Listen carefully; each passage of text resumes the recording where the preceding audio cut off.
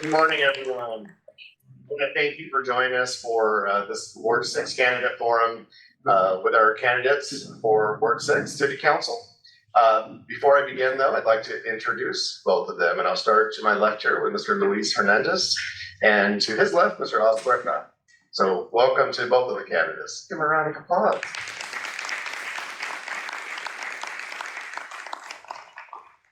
All right, as you know, out of respect for our speakers, we need to make sure that our cell phones are silenced. So please take a moment to do that. We also ask that you do not record this forum.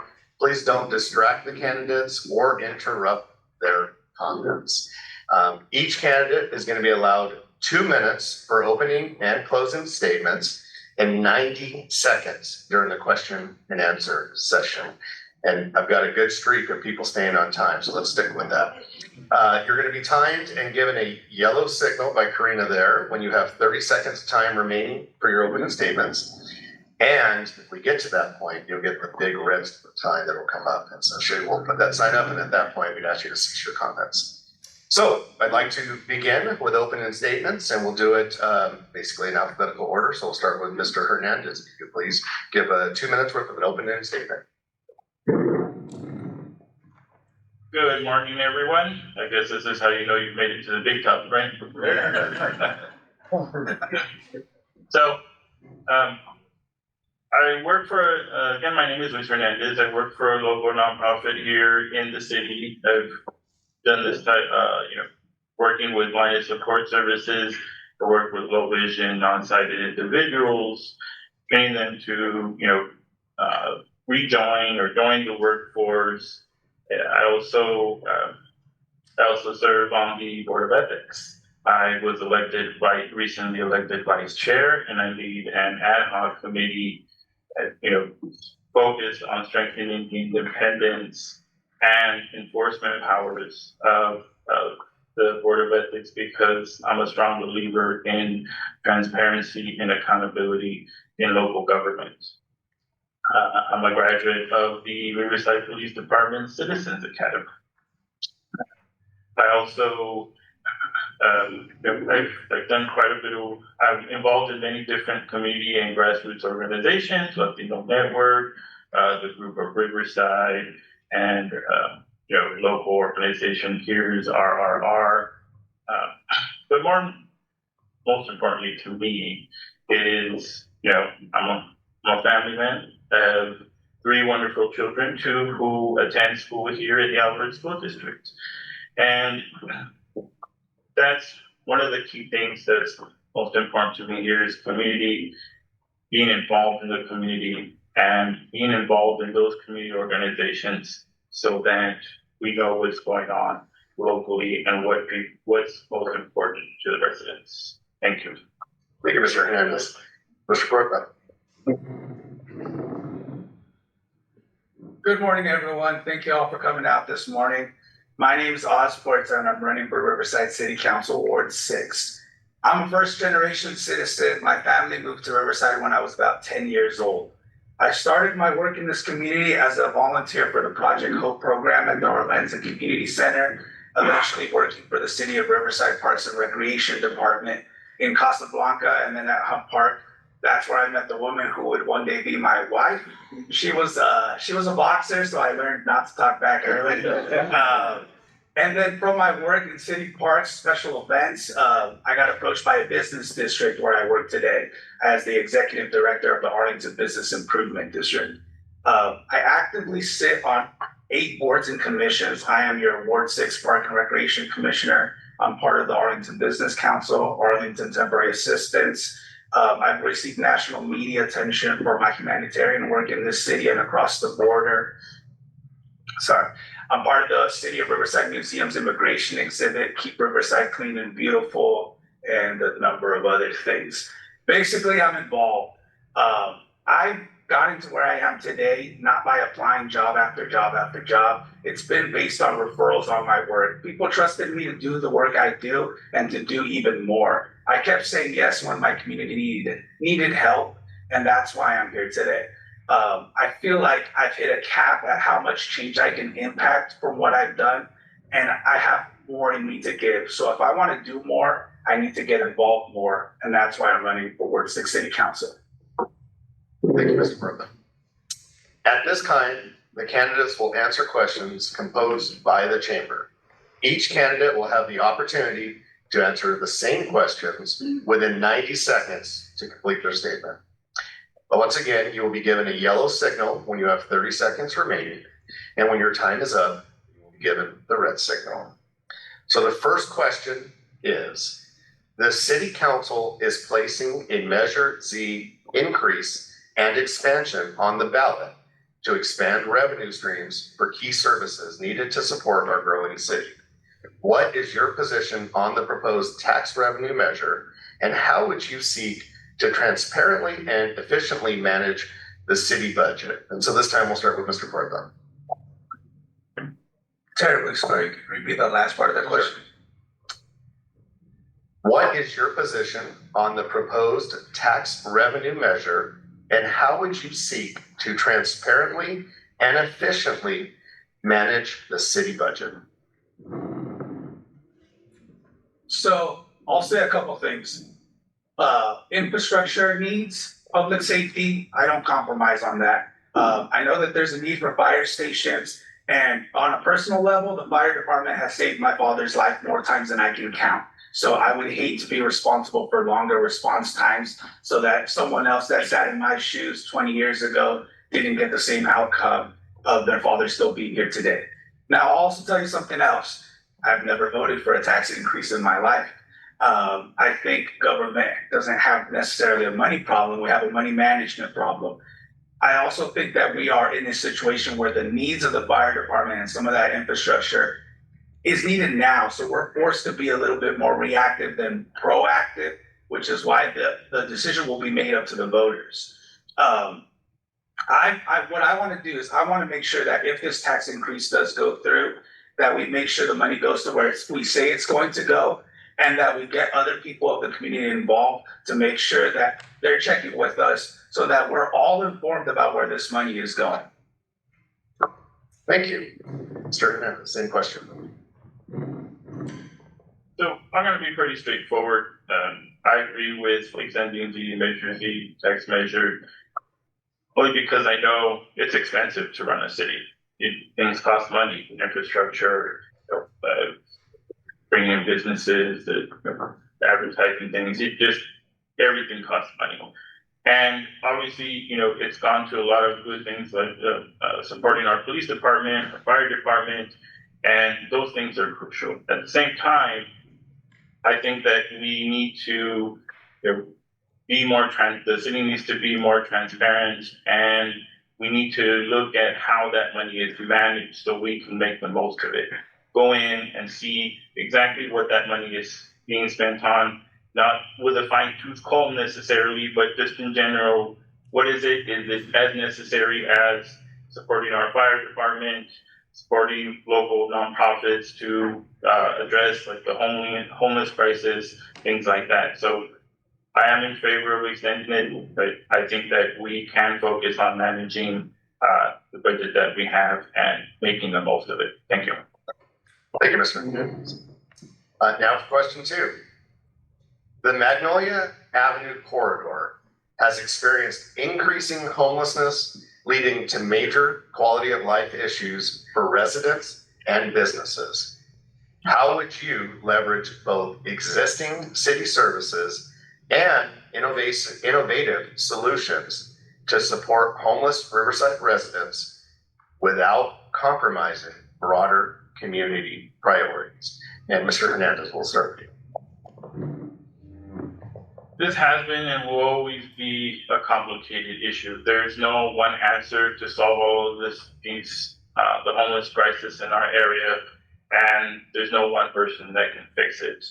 I believe these are long-term, we need to come up with long-term solutions for this issue. It's not gonna happen overnight. It's not gonna happen in a year. We can do things to litigate this issue that we're having here in the area. And I believe, supportive housing is one of the things that we can do to get some of those individuals off the streets. We don't, residents don't want those homeless individuals on the street, but at the same time, where are they gonna go? Pushing them along to other areas is part of what's gotten us the problem where we've ended up today. So we need to come up with real long-term solutions, and one of those is, I believe, working with a lot of the local nonprofits who already serve our community. Family Promise, they have a structure in place that not only helps individuals find homes, but creates a structure for them so that when they find when they find a place to live, it's more permanent. They don't fall back into homelessness. And I believe that that's one of the key issues that we can do. Thank you. Mr. Puerta. In regards to homelessness on the Magnolia Corridor, I believe in a three-pronged approach. I think locally, at a local level, we will not solve homelessness. But what we can do is, one thing that I've learned is that vagrancy doesn't like a light shined upon it, figuratively and literally. So we improve our streets, we make our streets feel safer at a local level. Then what we do is we have to advocate to the county and hold other cities responsible so that the amount of services available in Riverside are also available in other cities around us. Because I think it's up to each city to be responsible for its own issues and problems. I don't think we should carry the weight of the entire county on us. Third, at a state level, I think we need to address it with our state assembly. We need to reform the LPS Act and redefine what the meaning of grave danger is. Grave danger is so that we can mandate services on those who truly need mental health or addiction treatment and are unable to make that decision for themselves. I think that if we improve our streets at a local level, we make the situation better for our neighborhoods at the same time we are addressing a problem. The Magnolia Corridor in January accounted for 64% of all citywide crime. That's a problem. Thank you, Mr. Puerta. All right, question 3. La Sierra has several marquee commerce centers, including the Galleria at Tyler, experiencing continued success. Kaiser Permanente completing $1 billion expansion, and our own host, Castle Park, recently under new ownership. What is your vision for these local employers, and how would you support them on the city council? And we'll start with you, Mr. Puerta. So if we take this one step at a time, with the Galleria, I don't think we need to try to rebuild the mall of 1995. I think we need to focus on the reason that people go in person to shop is for the experience. That's dining, that's entertainment, that's family activities, because let's all be real. I mean, how many of us shop on Amazon, right? So why would we go to a local store? It's for the experience. In regards to Kaiser and Castle Park, so one of the things to help, businesses like Kaiser succeed is to help them ease through that permitting process and all those obstacles that hold a business back from breaking ground to completion of a project. And with Castle Park, we have an extensive parks and recreation system. So when I used to work for the city, we would have field trips coming here to Castle Park and having our local kids get to know the local activities of the area. I think we need to expand on that, improve upon that, and continue having the residents of the city engaging with our businesses. Thank you. Mr. Hernandez, same question. I'm not a business owner, but I'm a customer. A key part of, what makes a business run. And what is important to businesses is foot traffic, bringing in individuals to the area. I want to expand on bringing more events and, cultural events, things that bring people to Ward 6 so that they want to engage with, the mall, the Castle Park. People sometimes, they cruise by and they forget that sometimes these things are even here. And once they see it, they're like, oh man, I want to go back, right? It's important that we support our local businesses by bringing in more individuals, more customers, so that they get an increase in revenue. As far as the hospital, obviously supporting them and, expanding whatever services they need so that they can provide better services to our residents and those who are seeking medical attention in the area is always important. The key thing is bringing in more individuals means more money for local businesses. Thank you, Mr. Hernandez. All right, for question 4, if elected, what specific goals do you hope to accomplish in your first term? We're going to start with Mr. Hernandez. So, in my first term, I hope to accomplish setting programs in place that will hopefully yield long-term, solutions to a lot of the issues that our area is struggling with. The city overall as well, but homelessness is a big issue. No matter where you go in our city, most residents, homelessness is one of the biggest issues. Infrastructure is another big issue.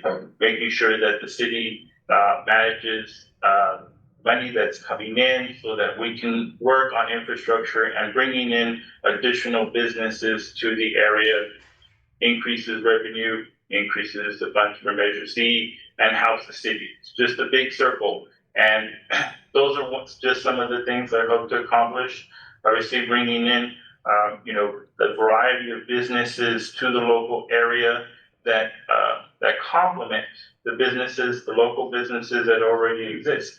We focus on areas like the medical industry. Those are customers that come to eat, that come to park, that want to come and live here. So, bringing more businesses to the area, better paying jobs means more money in people's pocket to spend local businesses.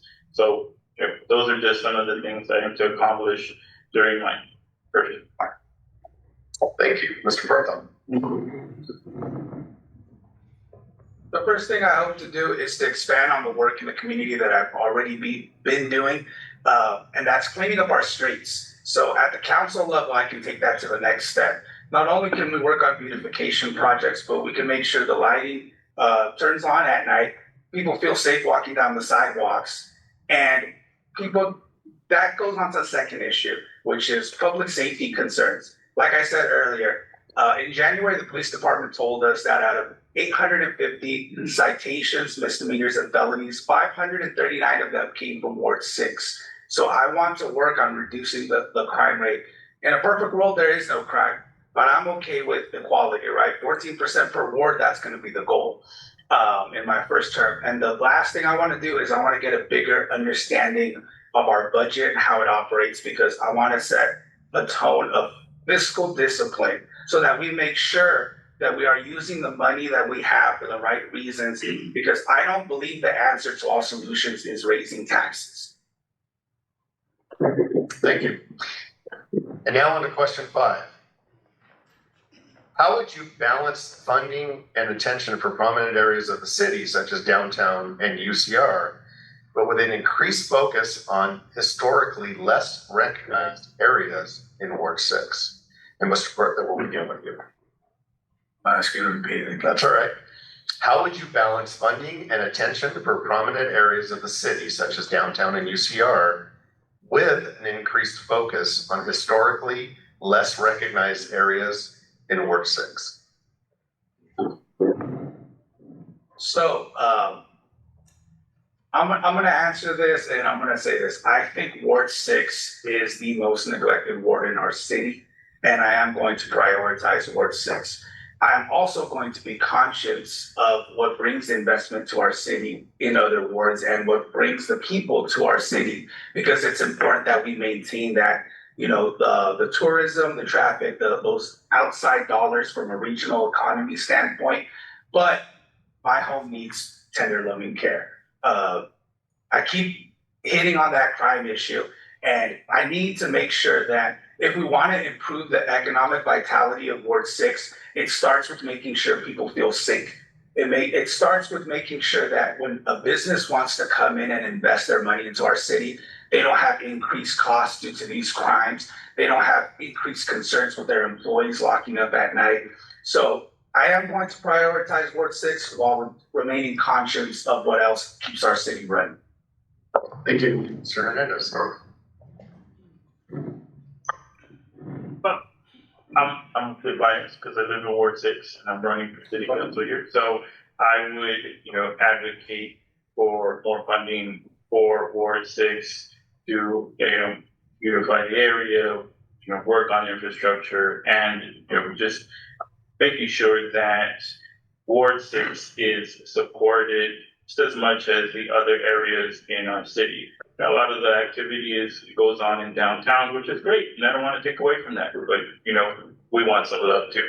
So, we have local businesses that sometimes are struggling, that feel like there's not much attention being brought to the outer areas of the city, and it's important that we have someone on city council that advocates for those dollars and that attention being brought to this area. It's so important to local businesses, to the residents. It's so important. Very much. Thank you, Mr. Hernandez. And now on to question 6. What tools should Riverside use to promote economic development? And what is the city council's role in removing barriers to future investment? And Mr. Hernandez, we'll start with you. So obviously, permits, that's one of the major things that affects how businesses can come in, how long it takes to get businesses started. That's one of the things I aim to address. It doesn't take one person, it takes all of city council to help that along, but obviously we can advocate for that.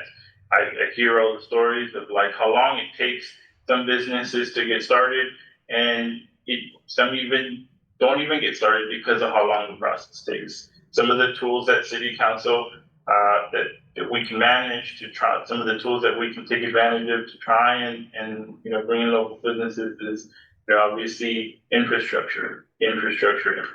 Our roads are sometimes hazardous. It doesn't look nice. There's a lot of tools at the city's disposal that we can use to try and bring in more local, to try and support local businesses, but again, bring in businesses that complement the already existing.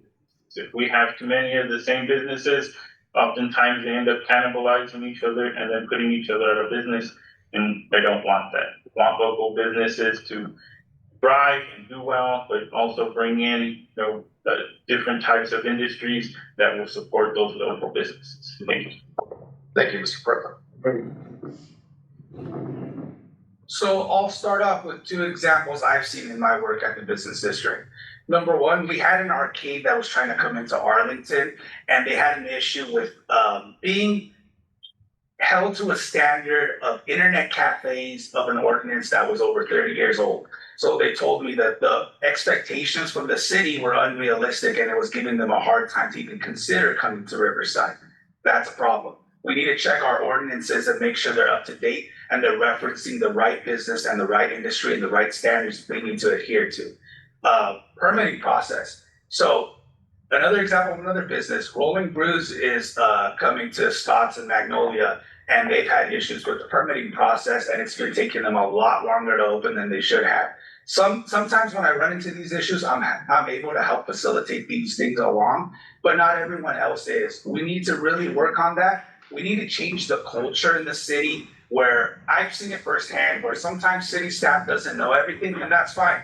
I'm not perfect, and I don't believe they should consider themselves perfect either. It's okay to say, I don't know, let me get back to you, or let me find someone else that can help, versus just saying a flat out no, or extending timelines beyond what's necessary. Thank you, Mr. Puerta. Now on to question 7. Small businesses are the backbone of Riverside's economy. Many in La Sierra are vulnerable to economic downturns, managing thin margins and fewer resources. How would you support small businesses as a city council member? Mr. Puerta, we'll start with you. So our community and economic development department has done a good job at highlighting our local businesses. I want to take that to the next level. If I win this seat, I want to be the spokesman for my ward. I want to show people the businesses that are there, what's available, and improve the public safety aspect that may discourage foot traffic and other sorts of traffic to the businesses. Because I think that's a big hurdle. If people don't feel safe in an area, they won't go there. They won't shop there. They're going to go somewhere else. So I plan on being extremely hands-on and showing people all the opportunities in Ward 6 and making sure they feel comfortable going there. Thank you. Mr. Hernandez, a question. This is a tough one because as, city council can, we all, if elected, all we can do is, for the most part, is, hey, as far as, advocating for the local businesses, we can say, hey, there's Route 30 Brewery over there, in Ward 6. What does that do? I think the most important thing that we can do is to try and bring in foot traffic and affordable housing and better paying jobs. Those two things put more dollars in people's pockets that they can spend on local businesses. The problem that we're having right now is the increased cost of living, rent, mortgages, utilities, food. It all takes out of people's pocket, and they're more, they're less likely to go shopping. They often go out to eat less. So if we can provide more affordable alternative housing, better paying jobs in the local areas, that's more dollars in people's pockets that they can spend in the area. Thank you, Mr. Hernandez. All right, our next question. The city of Riverside is experiencing a housing shortfall, much like the rest of the state. What would be your strategy to improve the development of both market rate and affordable housing across Riverside? And Mr. Hernandez, will start with you. I'm concerned about building more market rate apartment complexes and housing but not so much housing, but apartment complexes. We already have quite a few here in Ward 6, and if you go through, you can see that there's quite a few vacancies in many of them. Why? Because it's so expensive. I think that if we provide more affordable housing with, maybe some mixed low income units in a lot of those areas, not just like 10 or 12, but mix it up. Make it more affordable for individuals who are struggling or barely working their way up the ladder. We need to be able to support our residents with more affordable housing, not just market rate. Again, that's always great. We have a lot of it. There's always ways to improve that, but we need more affordable housing for residents so that it doesn't add to the homelessness crisis that's already going on. There's people barely living on the edge as it is. Those are important. When it comes to homes, housing, obviously it depends on where it's at, it has to make sense, but not committing to making sure that any homes that are going to be built are not just going to be rented out. We want more residents to buy homes and permanently stay here, not just more renters when it comes to homes. Thank you, Mr. Puerta.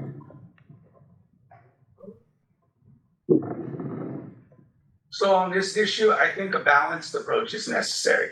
There's a room for affordable housing and there's a room for market rate housing.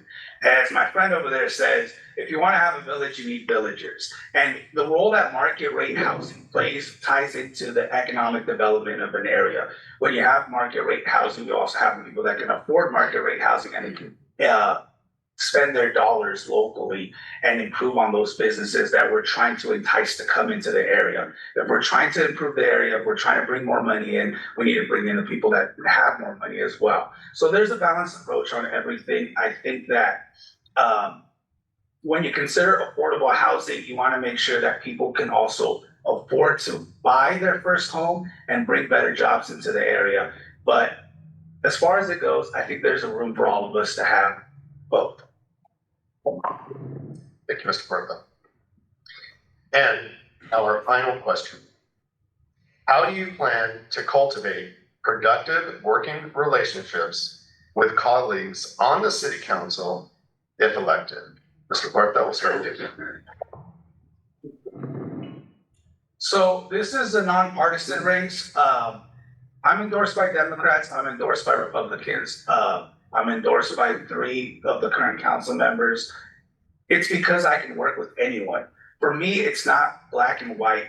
I'm okay with sitting down, having an open mind, and having a conversation about each issue individually, because I only know what I know. So it's important that when someone else has concerns, that they are addressed. I sit on boards for a living. I know that when you have 1,000 different businesses in the district, you have 1,000 different personalities that come with it. And we don't all think the same, and that's okay. We just have to work together, and I think I'm the guy to do that. Thank you, Mr. Hernandez. A question. I think one of the ways we can work together if elected is finding common ground, and that common ground is love of our city. We want to build a better Riverside together. I know that we're candidates for Ward 6. We'll do everything we can to advocate for Ward 6. But if elected, obviously we make decisions that affect the entire city. Talking to those, to my colleagues if elected, and what's going on in your area? What do you think is important to you? Really, because that's important to me too, because we live here. This is our city. We need to make sure that we work together as a team to keep building Riverside better. It's so important. And I think all of, city council members would agree on that. That's a common ground that you can find and work together, build a better Riverside. Thank you, Mr. Hernandez. This completes the question and answer segment of our forum. We will now have our candidates give a 2-minute closing statement. We will have our closing statements in reverse order of the opening statement, so we're going to actually begin with you, Mr. Puerta.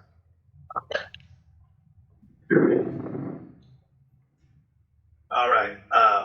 So I've been involved in this community for over 15 years. And the one thing I know about elections and politicians and candidates is sometimes you never know what you're going to get. I like for people to reference on the work I've already done, because that's work that I plan on continuing at the next level of city council. I tell people, when I used to work for the city, I got yelled at. When I worked with business district, I got yelled at. Now I'm just ready to get yelled at the next level. I have a strong connection with the business community. I have a strong connection with our residents. I grew up in Orlando. I work in Arlington. I live in La Sierra. I've been involved in my home for the last 15 years. So with me, I think you get at least a sense of what I'm going to do moving forward in office. I don't plan on doing all the work myself. I've told everyone that I've met with, all different groups, I'm not a developer. I'm not a builder. I'm not part of a union. I need all these people to come together, because when these issues come up again, we need to address them early and be proactive. Like I mentioned with the infrastructure needs of the fire stations, we're forced to be reactive. That's something I don't like. I like to handle issues early, because oftentimes it's cheaper to handle an issue early before it festers and becomes a problem. Thank you, Mr. Hernandez. I want to thank all of you for coming here this morning. As many of you may have seen, I was outside just kind of wandering around, looking around. And that is because I was thinking of all the fond memories of when I would bring my kids to Castle Park. We would have year passes, and they would get on all the rides, seeing their smiles, just seeing them really enjoy being here in Castle Park. What does that mean? It's memory, it's local businesses that create memories that make Riverside feel like home.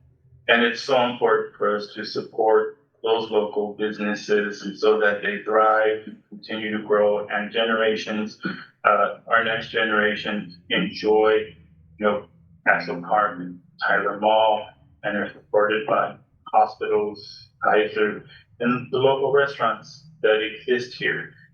There's that shared community. Have you eaten here? This is a great restaurant to go to. those are the memories and the shared experiences that make Riverside feel like home and make things feel like a community. When you have someone who lives that, who experiences that. I've lived here in Riverside for almost 30 years. Almost 20 of those have been here in Ward 6. And I want to help the area just thrive, grow, and succeed. There's so many things that are going on. I want my children to be able to experience that, what I felt when I saw them on the rides. I want them to be able to stay here, find a job, and continue to support local businesses here as well. So, that's just something that I aim to accomplish. And like I said, thank you all for coming here this morning. Thank you, Mr. Hernandez. This completes the formal portion of our candidate forum for Riverside City Council Ward 6.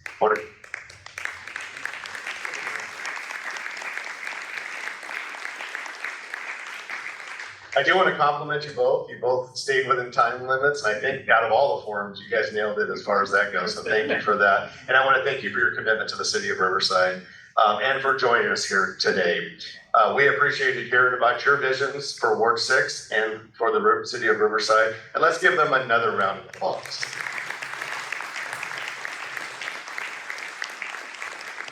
Now, the most important part of all this is we cannot forget voting day is on June 2nd. I would love to thank our host for today, Castle Park, for making this forum possible. Thank all of you for attending this morning's forum. And if time permits, you're welcome to stay afterwards and meet our candidates. Have a wonderful and safe week.